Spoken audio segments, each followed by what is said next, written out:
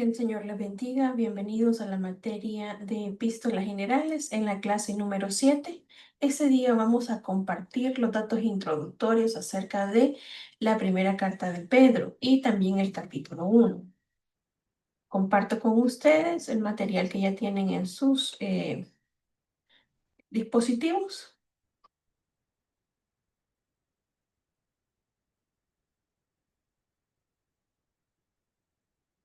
A manera de introducción, la primera carta de Pedro, podemos nosotros apreciar que hay versículos que establecen una palabra clave, un término clave dentro de ella.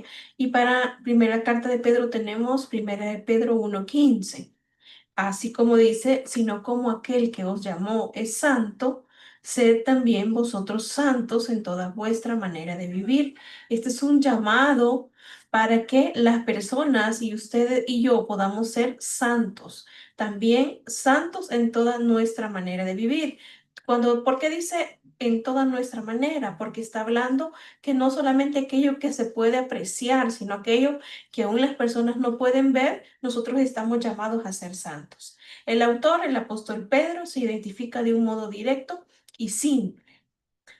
Pedro, es decir, que es Simón, hijo de Jonás. Él usa el nombre Pedro. Este es el nombre que Jesús le dio cuando Andrés presentó a su hermano Cefas. En la fecha de escritura entre el 63 y 64. Las palabras claves es sufrimiento, gloria y también regocijarse.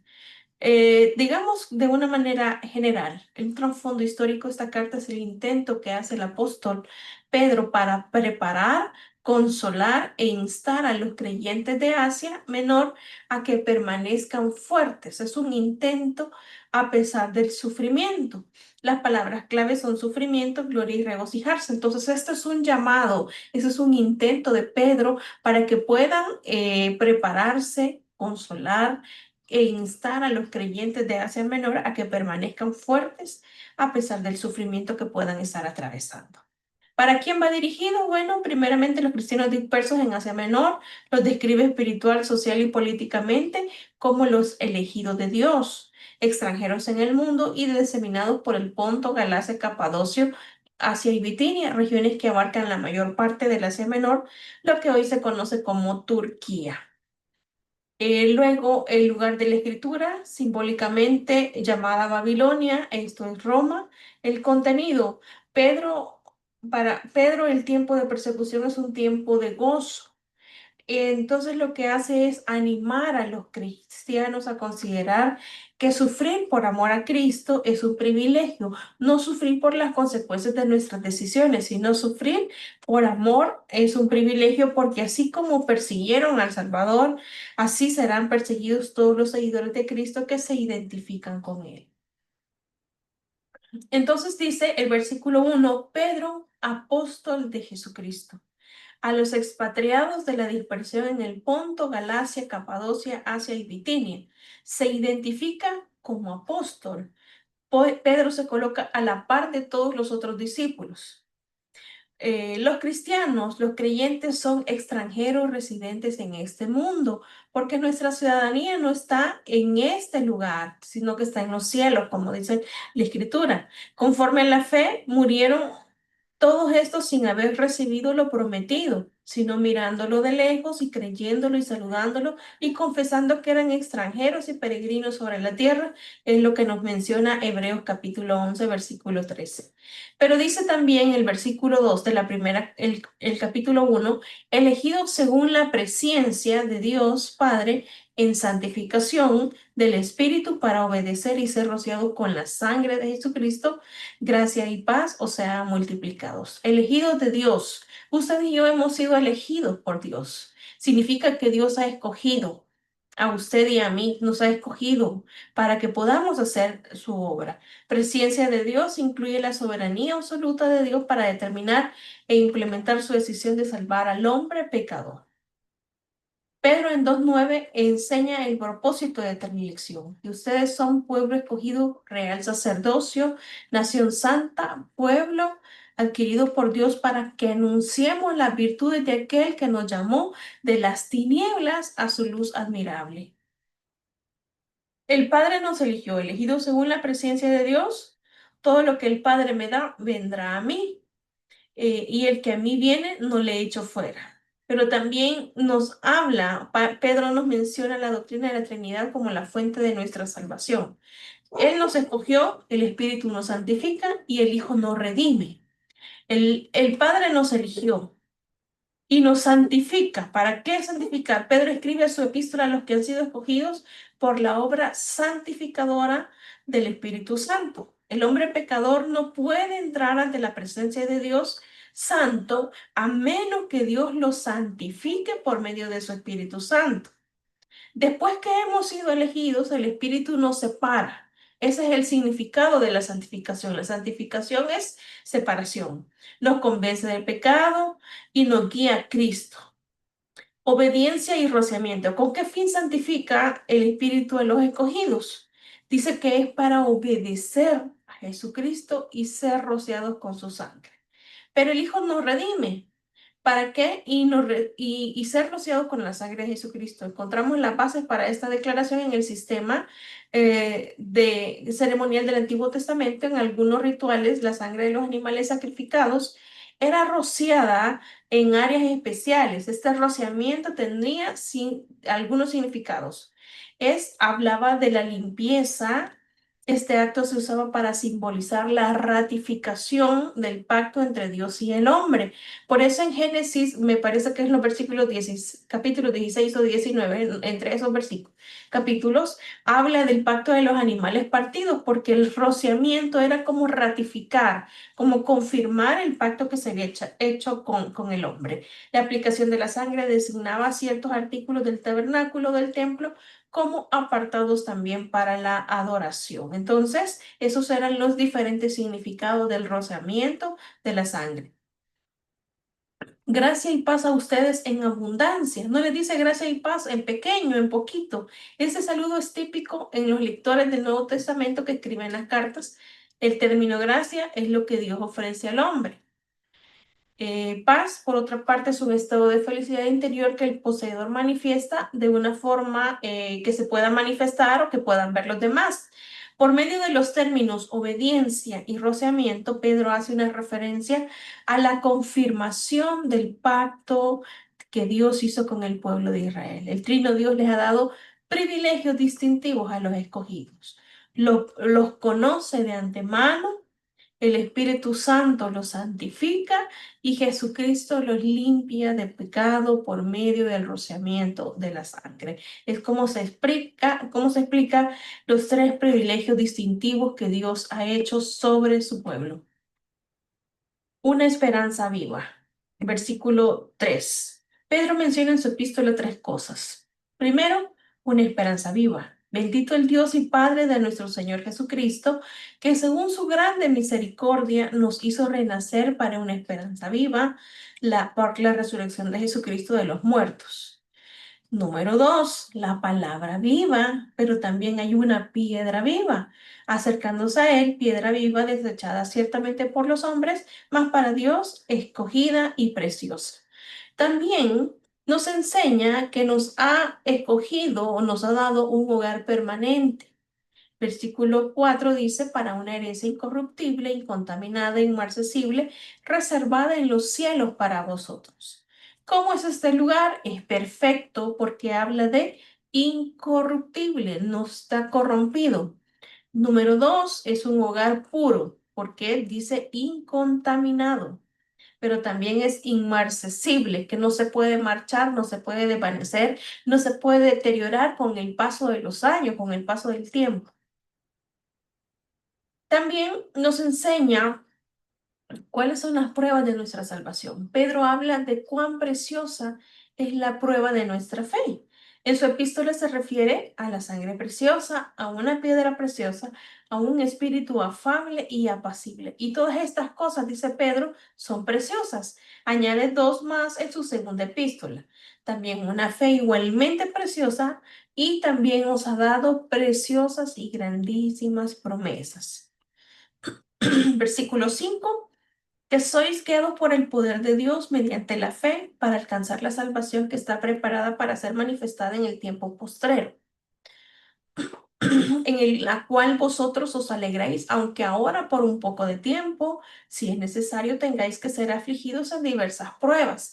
Está haciendo referencia que los cristianos pueden ser objeto de persecución por negarse, en el caso, en el contexto histórico, por negarse a adorar al emperador como un dios, negarse a adorar a los templos paganos, no apoyar los ideales de Roma, pero también pusieron al descubierto y rechazaron la terrible inmoralidad de la cultura pagana. También para que sometida a prueba vuestra fe, mucho más preciosa que el oro, el cual, aunque perecedero, se prueba como fuego, sea hallada en alabanza, gloria y honra cuando sea manifestado Jesucristo. Versículo 8, a quien amáis sin haber visto, en quien creyendo, aunque ahora no lo veáis, os alegráis con gozo inefable, obteniendo el fin de vuestra fe, que es la salvación de vuestras almas. Haciendo referencia que son bienaventurados que no vieron y con todo creyeron, que los que creyeron porque vieron. Por eso le dice el versículo 8, a quien amáis sin haberle visto, en quien creyendo, aunque ahora no lo veis, os alegráis con gozo inefable y glorioso. Y esto también es perfectamente aplicado a nuestros tiempos, que a pesar que nosotros no podamos ver al Señor, sabemos, entendemos que el Señor traerá respuesta a nuestras peticiones porque Él está vivo y Él tiene sus oídos atentos al clamor de sus hijos. Versículo 10. Los profetas que profetizaron de la gracia destinada a vosotros inquirieron y diligentemente indagaron acerca de esta salvación. La magnitud de esta salvación está probada por el ardor con que los profetas y los ángeles la escudriñaron. Aún desde el principio del mundo, esta salvación ha sido testimoniada por el Espíritu Santo. Los profetas, quizás está hablando en un término general que incluía a todos los autores inspirados del Antiguo Testamento, ellos estaban seguros acerca de la redención que estaba por venir. No vieron plenamente, no fueron testigos como nosotros, pero desearon ver el uno y mismo Cristo que nosotros vemos plenamente en espíritu. El verbo inquirir indica que tenía indicaciones de seguir en búsqueda de la gracia que había de venir, a saber, la gracia del Nuevo Testamento, en aras de la gracia de la perfecta salvación para ser traída con la segunda revelación de Cristo. Escudriñando qué persona y en qué tiempo indicaba el Espíritu de Cristo que estaba en ellos, el cual anunciaba de antemano los sufrimientos de Cristo. Escudriñando, es decir, con referencia a qué tiempo o a qué suerte de tiempo. El Espíritu de Cristo en ellos, una versión moderna del Espíritu de Jesús, puesto que el Espíritu de Cristo es el Espíritu de Dios. Cristo es Dios, es solo porque el Hijo de Dios había ser nuestro Cristo que se reveló a sí mismo y por sí al Padre en el Antiguo Testamento.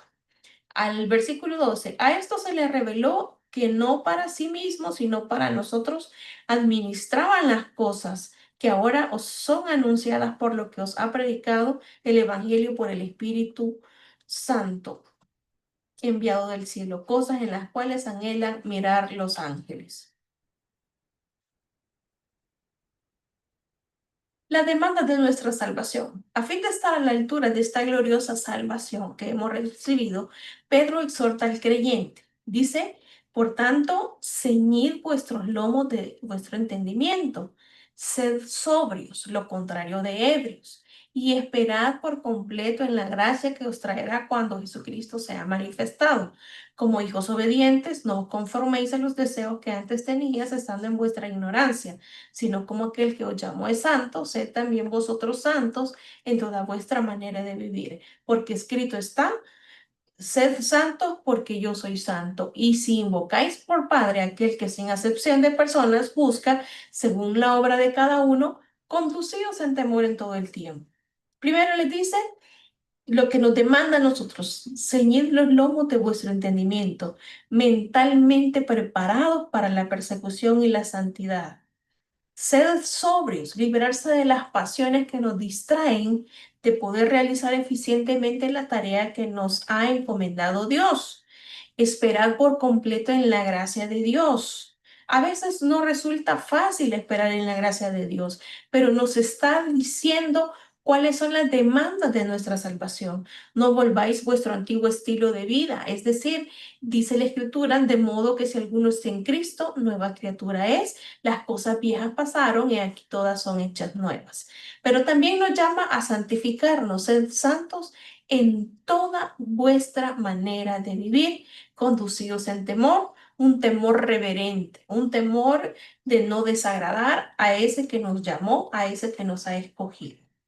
Sabiendo que fuiste rescatados de vuestra vana manera de vivir, la cual recibiste de vuestros padres, no con cosas corruptibles como oro o plata, sino con la sangre preciosa de Cristo, como de un cordero sin mancha y sin contaminación, ya destinado desde antes de la fundación del mundo, pero manifestado en los postreros tiempos por amor de vosotros, y mediante el cual creéis en Dios, quien le resucitó de los muertos y le ha dado gloria para que vuestra fe y esperanza sea en Dios, habiendo purificado vuestras almas por la obediencia y la verdad, mediante el Espíritu para el amor fraternal no fingido, amaos unos a otros entrañablemente. Entonces, estas recomendaciones del versículo 18, sabiendo que fuisteis, como recordándoles, fuiste rescatados de vuestra vana manera de vivir.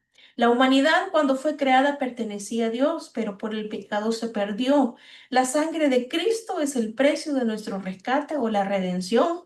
Redimido significa estar rescatados, estar liberados, estar sin opresión. Un esclavo era redimido cuando alguien pagaba el dinero para comprar su libertad. Entonces le está diciendo que la redención fue a través de la sangre preciosa de Cristo. Luego, ya designado desde antes de la fundación del mundo, pero manifestado en los posteriores tiempos por amor de vosotros. El amor no fingido implica una entrega desinteresada.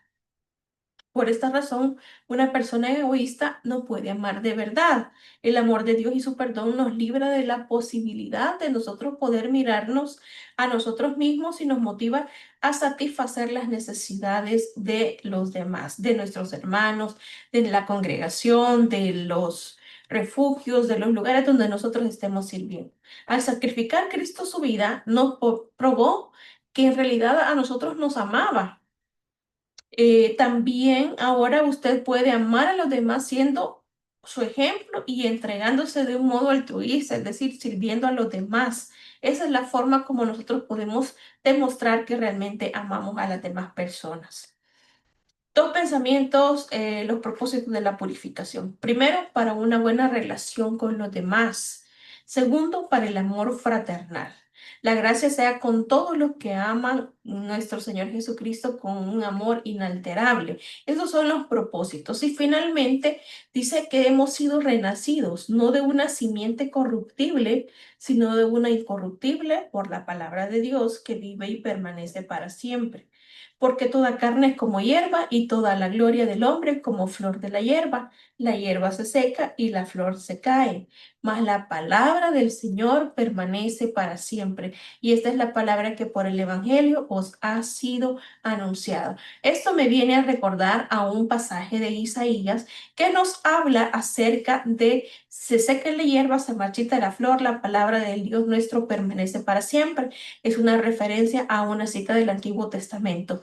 Es importante que recordemos que en medio de todo esto, el Señor espera de nosotros que podamos consagrarnos, apartarnos, separarnos del mundo para poder vivir una vida que pueda agradarle a Él, de la misma forma como nos demostró ofreciéndose en sacrificio, que nos amaba, así nosotros también podemos demostrar a las demás personas que amamos, que somos personas que hemos sido creados para buenas obras y que por lo tanto Dios puede seguir utilizando nuestras vidas.